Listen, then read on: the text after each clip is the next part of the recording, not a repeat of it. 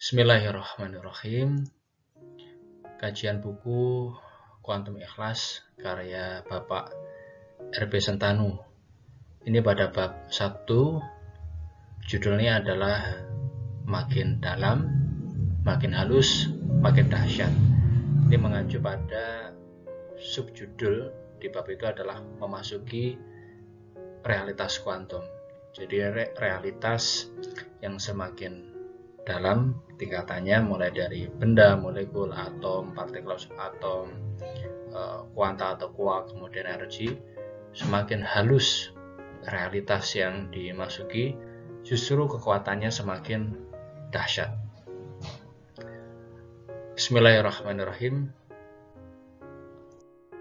Catatan saya di slide yang pertama ini disebutkan di bagian pengantar pembukaan bab Makin Dalam, Makin Halus, Makin Dahsyat ini, bahwa yang kita namakan kesuksesan hidup itu adalah bagian dari segala sesuatu yang terlihat.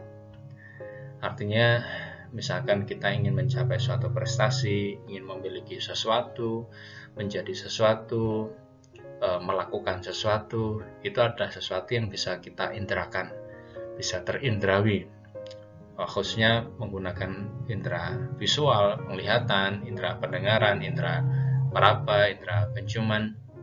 Itu adalah realitas yang terlihat. Nah, kemudian ada pertanyaan, dari manakah segala sesuatu yang terlihat itu berasal? Apa bentuk tak terlihat dari kesuksesan yang terlihat itu? Jadi mengajak kita untuk juga memikirkan bidang kajian para fisikawan kuantum ketika benda-benda material itu, benda-benda yang nampak oleh mata, artinya yang bisa terakses oleh panca indera, itu ketika diinvestigasi, artinya diteliti, diobservasi semakin mendalam, apa sih penyusun dari segala realitas itu? Ternyata hal-hal yang terlihat itu tersusun dari realitas yang tak terlihat. Artinya yang tak terlihat oleh indera, tak tergapai oleh panca indera. Nanti di bagian berikutnya kita akan mengetahui apa itu sebenarnya hal yang tak terlihat itu dan apa kaitannya dengan ikhtiar atau upaya kita atau aktivitas kita untuk mencapai apa yang kita niatkan. Benarkah hanya ada satu cara, yakni kerja keras, ya, untuk mewujudkan sukses? Nah, saya memahami kerja keras itu sebenarnya kerja keras itu ada kerja yang sungguh-sungguh. Ya, jadi kerja keras itu bukan kerja yang, dan itu konotasinya positif. Ketika kerja keras dimaknai sebagai bekerja dengan sangat sungguh-sungguh, dengan tekun, dengan ulet, dengan gigih, pantang menyerah. Itu namanya kerja sungguh-sungguh, kerja keras sungguh-sungguh. Bukan kerja keras yang tidak seimbang, yang menggunakan nafsu, ya, artinya hanya menggunakan ambisi, ego, kemudian tidak memperhatikan keseimbangan, tidak memperhatikan waktu, tidak memperhatikan kesehatan diri, keluarga, aspek-aspek lain kehidupan. Bukan itu yang dimaksud dengan kerja keras. Jadi ketika suatu upaya untuk meraih apa yang diinginkan, mewujudkan apa yang dicita-citakan, kemudian kerja keras, itu memang sesuatu yang patut untuk dilakukan. Dalam arti kerja di sini adalah kerja yang sungguh-sungguh, yang sepenuh hati, yang ulet, yang gigih. Adakah cara-cara yang lebih cerdas dan elegan untuk meraih sukses? Artinya yang mungkin efektif, efisien, yang sesuai dengan fitrah, yang tetap menjaga keseimbangan ekologis, yang tetap menjaga keharmonisan, ya, dengan segala yang terlibat. Adakah cara-cara yang tidak membawa ekses yang negatif atau kerugian atau dampak buruk ketika dalam proses menuju pencapaian yang diinginkan?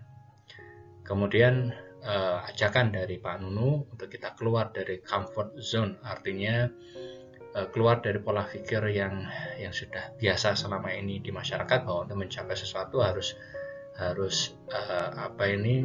kerja yang membabi buta, ya, banting tulang yang membabi buta tanpa memperhatikan keseimbangan. kita keluar dari pola pikir kebanyakan untuk kita memasuki wilayah quantum zone. Artinya nanti lebih memperhatikan aspek-aspek yang secara ilmu pengetahuan modern itu bisa dibuktikan keilmiahannya, dan sebenarnya secara tuntunan falsafah kebijaksanaan khususnya ketimuran dan juga tuntunan agama itu sudah dibahas. Untuk mencapai sesuatu yang diinginkan itu cara-cara yang tepat yang lebih menjaga keseimbangan itu yang bagaimana.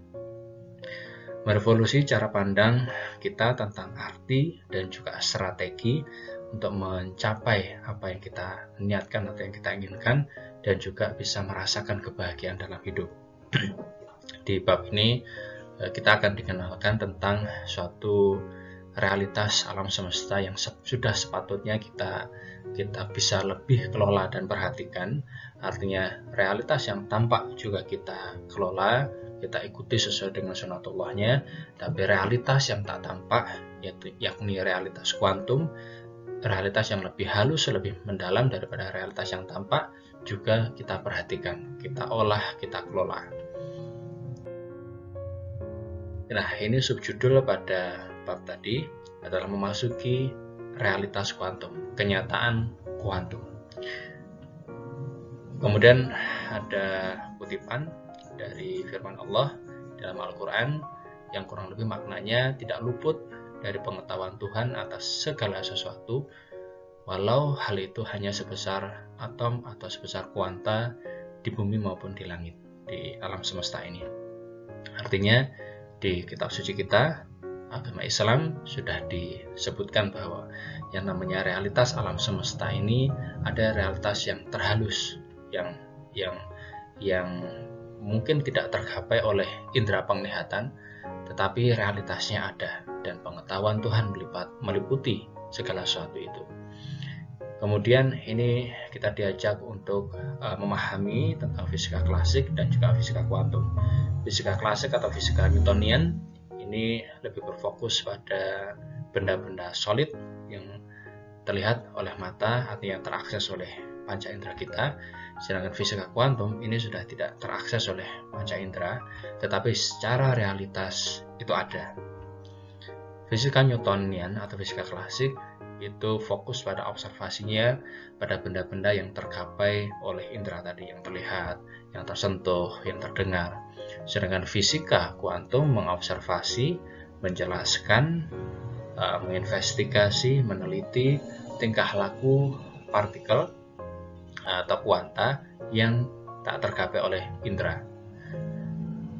Kemudian ini ada beberapa istilah yang kita perlu nanti akrab ya tentang pembahasan ini, tentang upaya sekali lagi kita meraih apa yang kita niatkan. Ada mekanika kuantum, artinya tingkah laku partikel ya, benda dalam tanda kutip di realitas kuantum. Fisika kuantum, teori kuantum ini adalah beberapa istilah yang menjelaskan sesuatu yang kurang lebih sama. Di dunia energi yang tak tampak atau pada realitas kuantum, realitas fisika kuantum yang tidak tampak oleh indera itu berlaku hukum-hukum yang berbeda dengan dunia benda yang tampak ya. Artinya hukum-hukum yang berlaku di fisika kuantum itu berbeda dengan hukum-hukum yang berlaku atau yang ada di fisika klasik atau fisika Newtonian, yaitu hukum fisika kuantum yang mungkin ketika dibandingkan dengan fisika klasik terkesan unik dan agak sulit untuk dipercaya gitu. Karena khususnya untuk akal yang sudah terbiasa dengan realitas yang terlihat ya, realitas yang bisa tergapai oleh indera. Pada realitas kuantum tidak ada sejatinya yang disebut benda padat itu. Semuanya terdiri dari gelombang vibrasi getaran semata. Dan kesimpulan dari para fisikawan kuantum menyebutkan bahwa segala sesuatu itu terbuat dari energi. Jadi bukan apa-apa selain energi. Segala sesuatu ketika diinvestigasi pada bahan penyusun paling dasarnya segala benda, segala sesuatu yang tergapai oleh indera, yang bisa dilihat, yang bisa didengar, yang bisa dibau, yang bisa dicicip, yang bisa dipegang, yang terasa, semuanya tersusun dari energi. Dan energi itu baru nanti membentuk partikel subatomik, membentuk atom, membentuk molekul. Nah, atom-atom yang jenisnya ya atau karakternya berbeda-beda membentuk suatu molekul, kemudian pada gilirannya membentuk benda-benda. Tapi partikel penyusunnya adalah sama. Partikel dasarnya adalah energi. Tingkah laku partikel subatomik, artinya partikel penyusun atom, itu berubah-ubah dari benda padat menjadi getaran vibrasi dan juga sebaliknya. Bahkan yang lebih menarik, ini bergantung pada niat penelitinya, bergantung pada niat observernya. Ketika fisikawan kuantum meneliti tingkah laku pada realitas kuantum, realitas kuanta, ketika ingin melihat atau ingin mendapati kuanta dalam bentuk partikel, maka didapati. Tapi ketika meniatkan ingin melihat atau ingin mengobservasi realitas kuantum dalam bentuk getaranlah yang juga mewujud. Ya. Namanya effect observer. Ya. Ada prinsip ketidakpastian Heisenberg. Ya. Ada peneliti namanya Werner Heisenberg. Salah satu hasil kesimpulannya adalah pada realitas kuantum itu ada hukum ketidakpastian. Ini terkait dengan posisi partikel-partikel dan juga kecepatan partikel subatomik.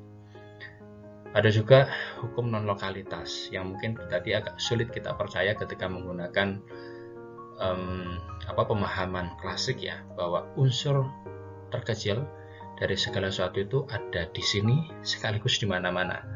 Ya, karena unsur terkecil dari segala sesuatu adalah energi, dan energi itu tidak saling terpisah sebagaimana udara di ruang tamu dengan udara di ruang keluarga, udara di dapur, semuanya adalah satu, yaitu semuanya adalah udara. Nah, jadi bahkan di sini ada sesuatu yang mungkin secara logika klasik kita agak sulit dipercaya, tapi inilah realitasnya. Ada namanya hukum non-lokalitas. Jadi lokalitas atau tempat tidak lagi bisa mewadahi unsur yang menjadi dasar dari segala realitas. Nah, kaitan dari ini semuanya, bagaimana pengetahuan, pemahaman tentang realitas ini. Jadi ini kita tidak sedang seperti belajar di bangku pendidikan kuliah ya, tapi bagaimana menggunakan pengetahuan ini untuk aplikasi praktis sehari-hari, untuk kemudian meraih kesuksesan lahir dan batin dengan teknologi kuantum ikhlas ya, seperangkat pengetahuan, pemahaman, dan praktek untuk bagaimana kita mencapai apa yang kita inginkan, apa yang kita niatkan dengan formula yang oleh penulis buku ini, Pak R.P. Sutanto, namai dengan teknologi kuantum ikhlas. Menggunakan kekuatan pikiran dan perasaan, berarti kita menggunakan kekuatan itu tadi, benda kuantum yang tak terlihat. Artinya ketika kita mendayagunakan kekuatan pikiran dan perasaan kita atau daya batin kita, berarti kita sedang mengakses realitas yang tak terlihat itu tadi.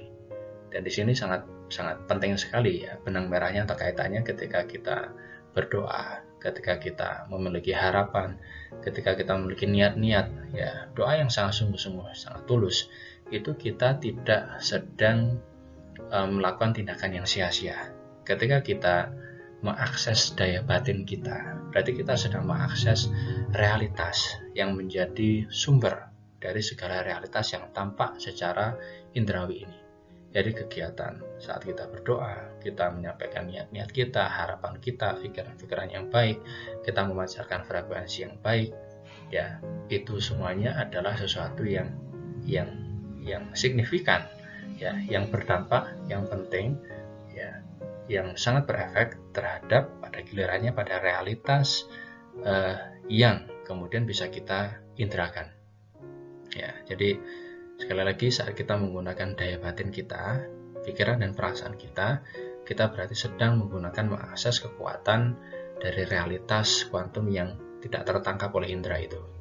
Dan itu sekali lagi berdampak. Ketika kita menggunakan kekuatan pikiran dan perasaan kita, maka yang perlu kita pelajari adalah hukum-hukum fisika kuantum. Artinya realitas fisika kuantum itu seperti apa?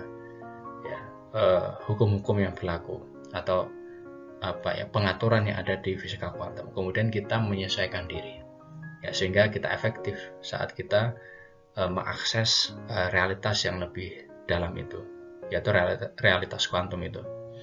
Nah, ada beberapa istilah yang merujuk pada sesuatu yang sama. Ada istilah quark, kemudian string, kuanta. Itu adalah bahan baku dasar dari segala sesuatu yang tampak dan wujud dalam indera kita. Semua yang bisa kita lihat, sekali lagi yang bisa kita dengar, yang bisa kita baui, bisa kita kecap, bisa kita raba, semuanya ya tersusun dari ini, quark atau string atau kuanta itu. Dan termasuk pikiran dan perasaan kita. Pikiran dan perasaan kita itu mengakses langsung atau berhubungan langsung dengan realitas yang tak terlihat ini. Karena pikiran perasaan kita juga tidak terlihat, tidak tergapai oleh indera, tapi bisa kita olah, bisa kita rasakan. Saat kita melakukan aktivitas-aktivitas batiniah semacam itu, ya, itu ada landasan ilmiahnya, dan fisika kuantum memberikan landasan yang kokoh, ya, terkait dengan sains dari realitas yang tak tergapai oleh indera itu. Nah, sekali lagi, kuanta adalah bahan baku semua benda di realitas alam semesta. Nah, kuanta itu merupakan energi hidup yang bahkan memiliki kecerdasan dan kesadaran yang bisa merespon niat-niat tulus kita.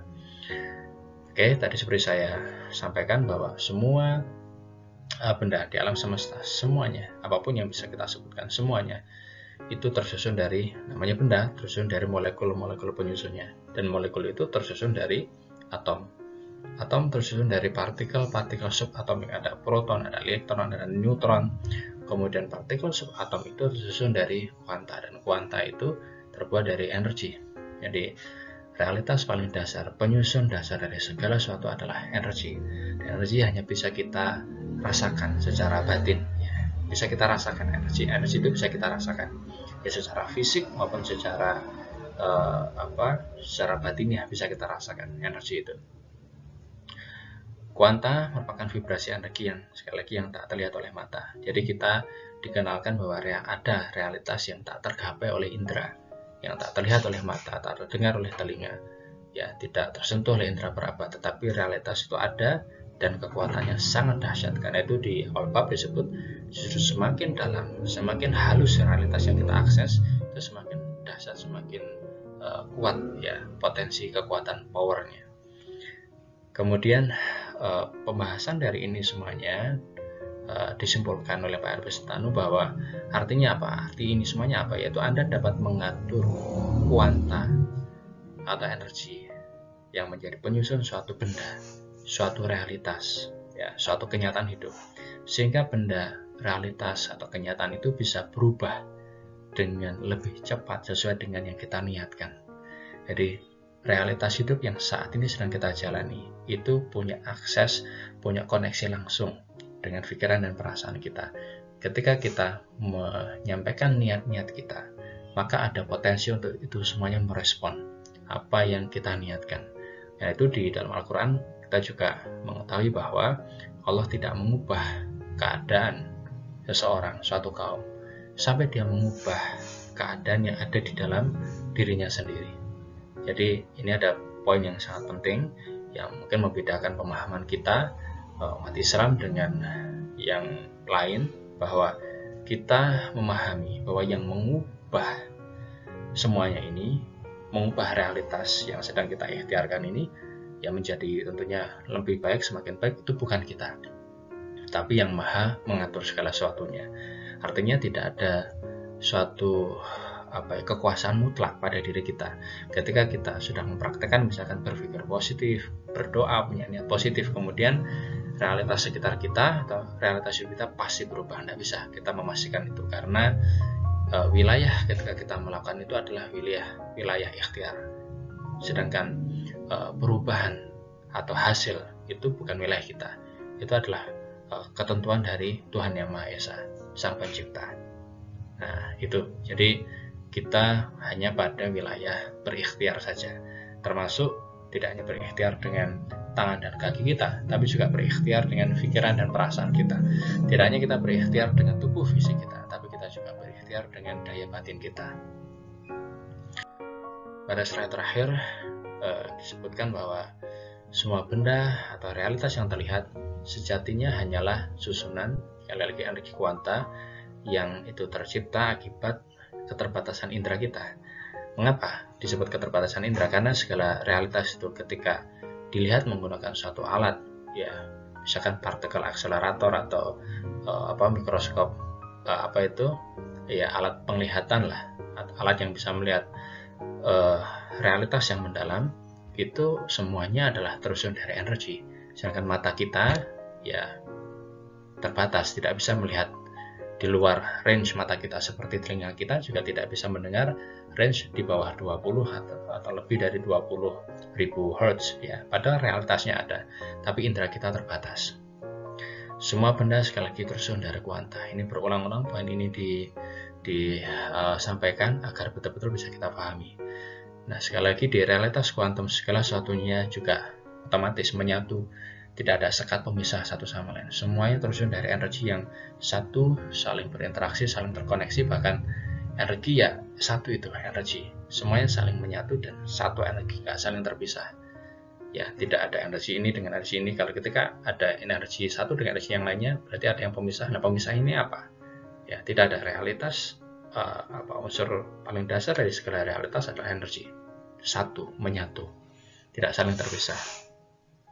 Semua kenyataan yang terlihat, ini penutup dari Albert Einstein bahwa dari penelitian ya, ilmuwan Albert Einstein menyebutkan bahwa segala sesuatu yang terlihat ini sejatinya realitasnya berdasarkan observasi beliau, kesimpulan beliau hanyalah ilusi. Ilusi itu apa? Tipuan mata. Tipuan mata artinya keterbatasan indera kita, dan ini sangat kuat dan sulit dihapuskan. Karena itu jangan sampai kita tertipu ya terhadap realitas hanya pada apa yang bisa terlihat oleh mata, terdengar oleh telinga, teraba oleh indera peraba kita, tapi ada realitas yang menjadi sumber dari itu semuanya, realitas yang hanya bisa kita gapai dengan daya batin kita. Wallahu a'lam bishawab.